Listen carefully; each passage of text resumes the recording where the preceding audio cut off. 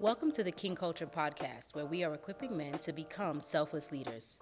I'm Yvette Broughton, My name is Domonic and we are your hosts.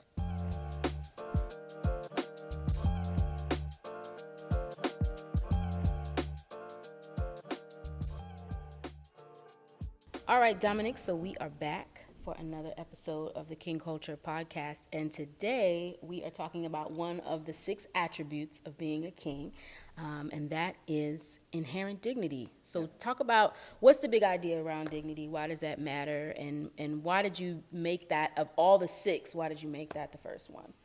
Well, uh, to step back for a second, dignity is a feeling that you have about your value.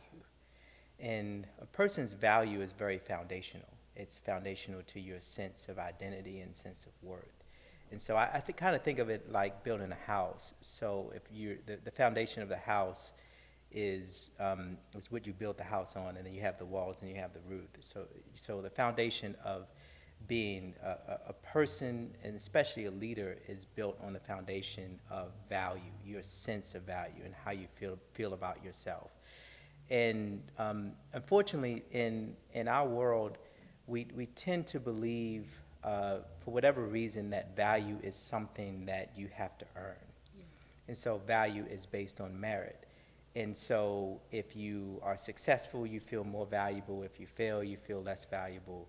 If you have a whole bunch of money, then you have this great sense of worth, and you have less money, whatever it is. Whatever it is, And right. so the problem that I found when I was really wrestling with this idea of what does it mean to be a man and how do you be an effective leader was, if I tied my sense of value to things that can change, I always felt insecure. It's like building a house on a faulty foundation. And so when you get your value from things that will change, you're going to go between two extremes. You're either going to feel a sense of pride, or you're going to feel a sense of shame. And so when you do good, you'll feel prideful, Right. because you got your value from your merit. But the inverse of that is also true. Like, if I get my value from my merit, then I feel less valuable when I don't do things that are worthy of merit. So you feel shameful. And so that So that tension between pride and shame is really it is the foundation of all of the problems that we, particularly men, have. And when we get this wrong, we get a lot of aspects in our lives wrong. And oftentimes women and children are the victims of it. Dignity is something completely different, because dignity is when you have a feeling of dignity, you feel that your value is inherent, meaning that it is simply based on your humanity, not your merit. And so I have value because I'm a man.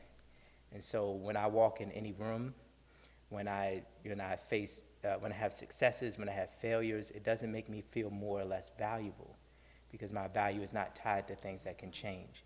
And so that's what dignity is. In order for you to be really an effective human being, especially a good leader, you're going to have to be able to know that your value is inherent, that it's not based on anything that's subject to change.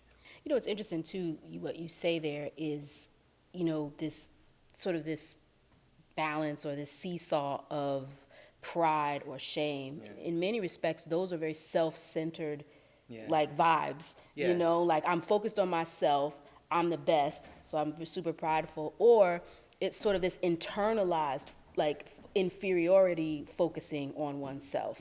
And so it's interesting because King culture, right, is all about being a selfless leader and not being a self-centered leader, Yeah. and not sort of being focused on oneself. So even like at the very beginning of this conversation with respect to dignity, it's your dignity isn't self-centered, Yeah. right? Or you can't find dignity by being super focused on yourself. Yeah, so it's like, if getting your value based on your merit makes you selfish, because now everything is about you.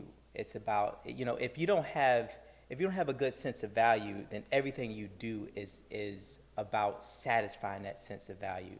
So it's just like, to me, your value is like gas in a car. If you ever been on E, I've been like on E. you've been on E, like I've been your close, it's your been number one threatening. priority is to fill a gas tank. For sure. And so you're not going anywhere else. You're trying to find a gas station. Yeah. And so for a person who's running on E in terms There's of a their value, desperation. everything is about getting that Yeah. value. The only thing that they are focused on is what can I do to make me feel better about myself.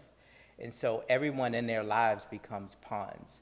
So my relationship with you is about how I can figure out How I leverage that. how I can leverage that to make myself feel better, and how, in some sense, how can I make somebody else feel small in order to make myself feel tall, or the whatever objective I have in my life, whatever career, whatever I want to accomplish.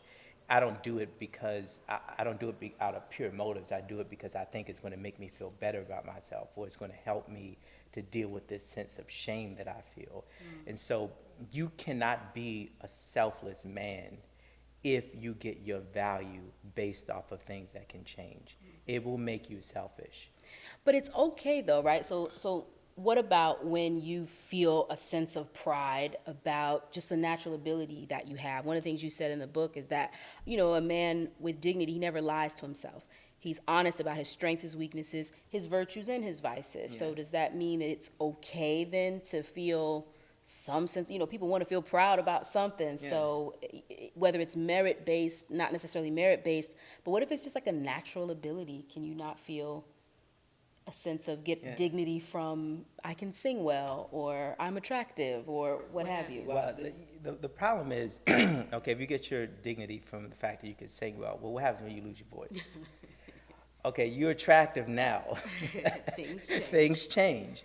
And so that's the problem. And so I think if you have a strong sense of value simply in your humanity, you can embrace your virtues and confront your vices without being defined by either one of them. And so I remember a long time ago, I had kind of similar conversation at a college campus, and one of the guys came up to me, and he was, it was frustrated. He was like, how can you say, because I said something to the degree in the speech that, the things that happen to you really can't, determine who you are, or something to that degree.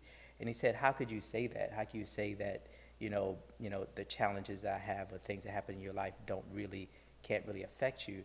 And I said to him, like, it's not that the things that happen in your life can't affect you, it's that they shouldn't be able to define you. And so there's a difference between accomplishing something and feeling proud in that accomplishment, and then feeling like that accomplishment now determines your value. Those are two different things, and it's a very nuanced thing, Yeah. right? How do I look at what I've achieved and feel, okay, I'm proud of that, but it doesn't make me feel more valuable? Or you can look at your failures and say, look, I think I can do better. Right. But even in my failure, the lowest place I could ever go is dignity, because my value is not based on my failure. And this actually gives you the courage to now confront the thing. Because, see, if I get this is what a lot of men struggle with, a lot of people in general, but Right. specifically men.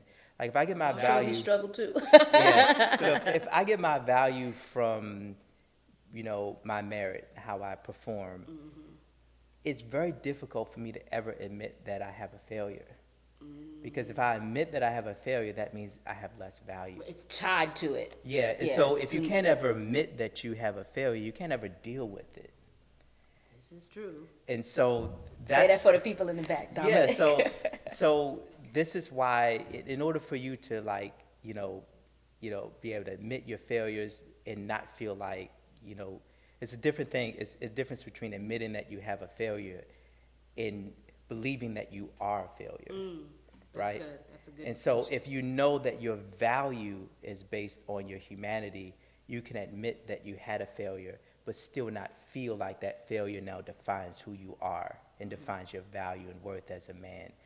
And I can't tell you, like, how foundational this is just to life, and especially if you're going to be a good leader in whatever your sphere of influence.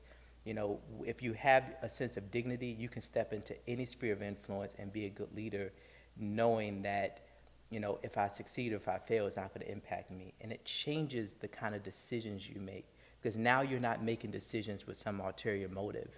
Now you can make decisions simply because it's the right thing to do, not because I think it's going to make me feel better about myself. I already feel all right about myself. Right, So exactly. if this succeeds or this fails, I'll be upset or I'll be happy, but it's not going to impact my sense of value because that's secure in my humanity.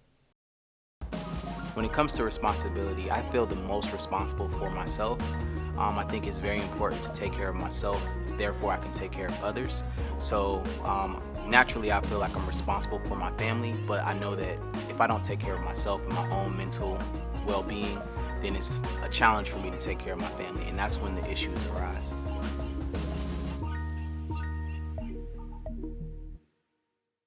So, Dominic, another thing that you shared in the book is that dignified men see intrinsic value as something that's common to all people, right? Yeah. This where it's not based on merit, but they see the inherent God-given dignity of every human being. And so, right now, we always want King culture to be relevant to today and what we're dealing with. And when we look at racism today, when we look at sexism today, how many black men may feel I'm being treated this way because of the color of my skin at the same, and then on one hand, and then on the other hand, many women may feel like they're treated by men a certain way based on their gender or their merits or some other external factor. So talk a little bit about the importance of men cultivating an understanding of dignity that they apply to everyone. Yeah, yeah. I honestly think that the majority of the problems that we have in our culture stems from our inability to see the dignity and the value in the person next to us. And my thinking about this was informed by, you and I talk a lot about Toni Morrison. She had this great quote that she says that if the only way you can be tall is if someone else is on their knees, then you have a serious problem. And so what happens is, I this is an issue that, because we are taught that our value is based on our merit instead of our humanity, we tend to try to steal value by diminishing someone else. And so, as African Americans or as kind of minority ethnic groups in America or in other places of the world, we understand this acutely. Like, we feel The robbery of the Right, dignity, right, right. when somebody threatens it. You're right. And so we've been pushed down for so long in order for someone else to feel like they're tall. But this is not a race issue. Like, all of us have this issue to one degree or the another. When we look at, we walk by a poor person on the street, we may say, well, at least I'm better than them. Women do it to one another. Women do it to Nobody's one exempt. another. All of the isms stem from this, right? So from sexism to racism, classism, ageism. it's all about, okay, let me push somebody else down so I can feel better about myself. Men inherently do this to women all the time and don't understand it. Like, we would never, we want to protect our own sense of value.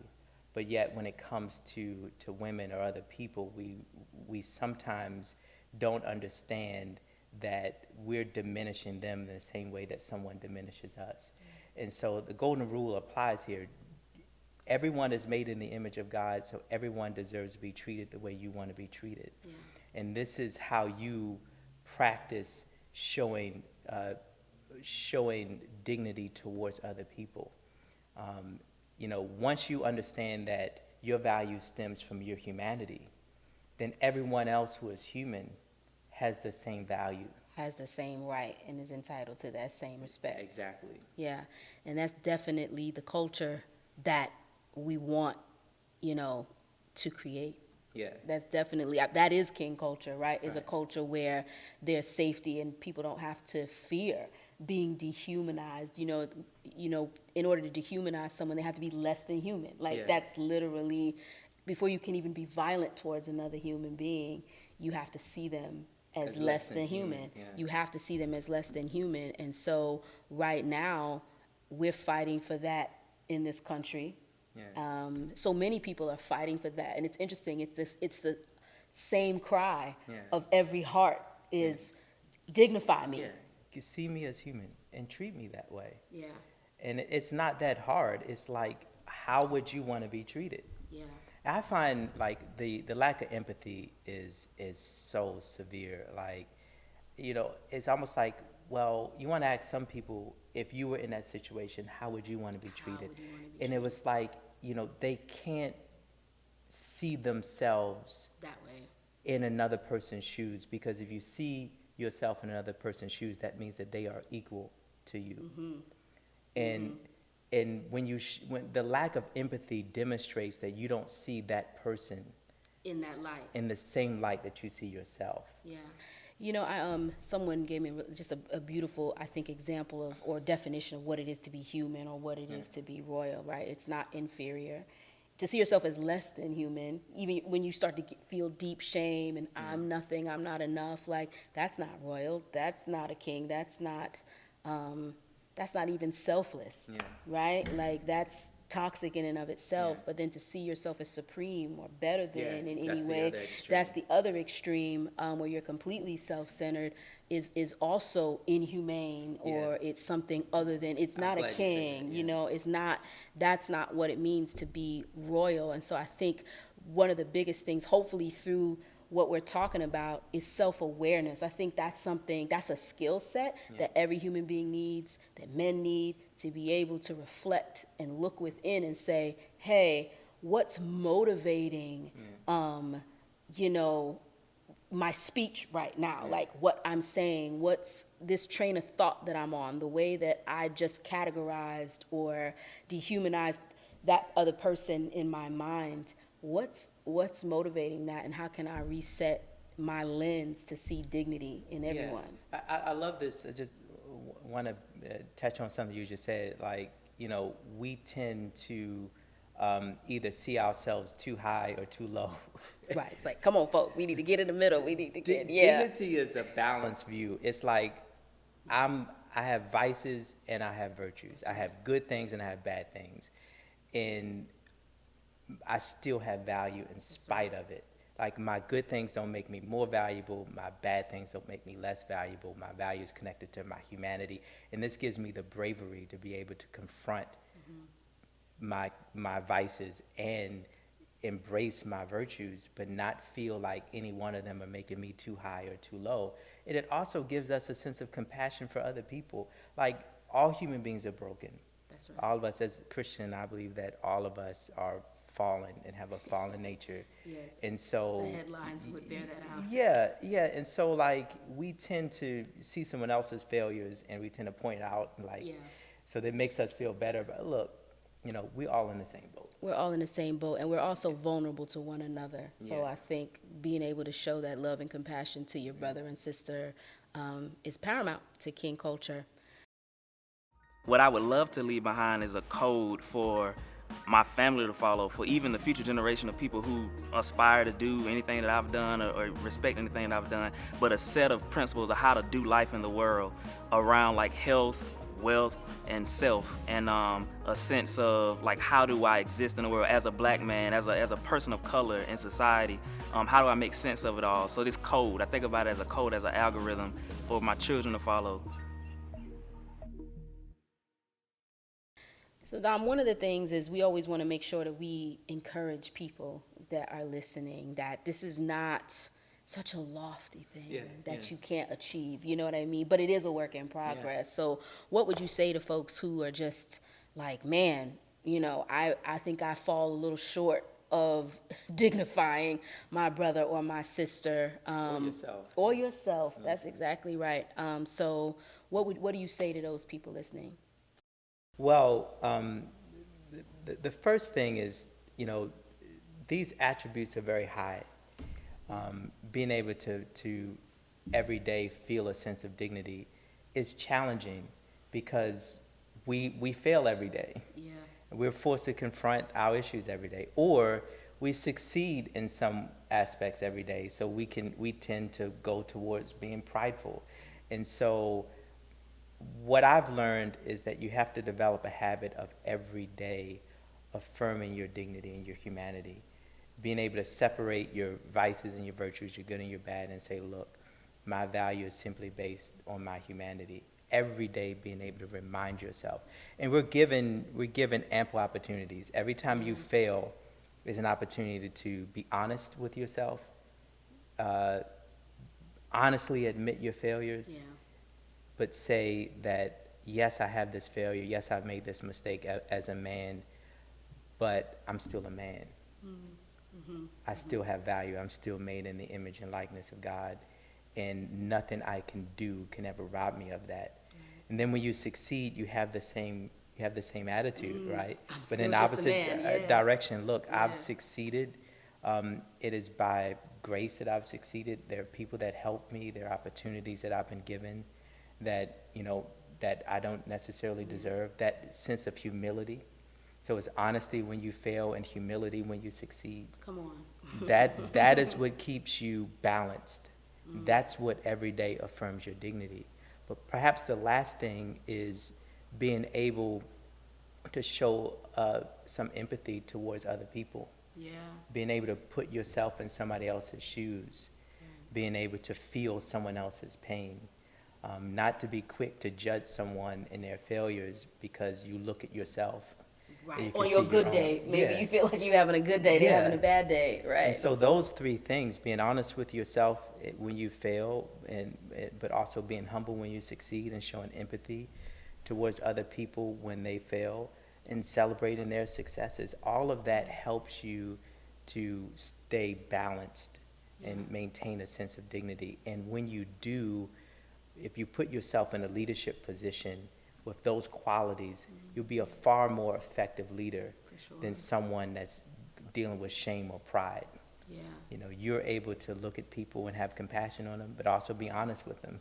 Yeah. You're able to have the clarity to see a vision of what needs to be done in a situation without any selfish ambition, because you're not trying to do things to make yourself seem great. Yeah. It's such a restorative culture that you're talking about. It's not a punitive culture that you're talking about, right? It's all about, it seems, lifting, right, to this standard of dignity and royalty. So that's a very beautiful thing. And it's incredibly honest. Like, I think this dignity gives you the space to look at folk and yourself in the mirror and say, look, this ain't right. Yeah, we need to reset. Yeah. Definitely. Wow, that's powerful. Well, thank you for that. I want to talk about so some key takeaways for becoming a selfless leader who embodies sort of, or practices or reminds himself of this inherent dignity, is to remember that value is not earned, it's embraced. And that every day you have to work to affirm your value. And you know what else I think is important is, and when someone offends you or does something that you don't like, take a moment and work to affirm their value as well. Because it's a lot harder to affirm a person's inherent dignity when they're maybe in opposition to something that you want. They're not giving you your way or whatever it is. And so that takes a great deal of selflessness to kind of reveal and embody that attribute. Yeah, especially when it's hard. When you have to affirm someone when they should be your enemy. I think we'll probably talk about this in a later podcast, but I think about someone like John Lewis, who we kind of lost this year. This was a man who, even when people worked against him and attacked him and abused him, he still looked at them as human beings and prayed for them and valued them. It's just an excellent example of what it means to affirm someone else's dignity, even when it's hard. And when you can do that when it's difficult, it strengthens your sense of dignity all the more. Thank you for joining us for this episode of the King Culture Podcast. If you've been challenged or inspired, please rate and review the show, subscribe, and tell someone else about it. If you have thoughts or questions or want to connect with us, email us at info@kingculture.org or message us on IG at King Culture Inc. Until next time.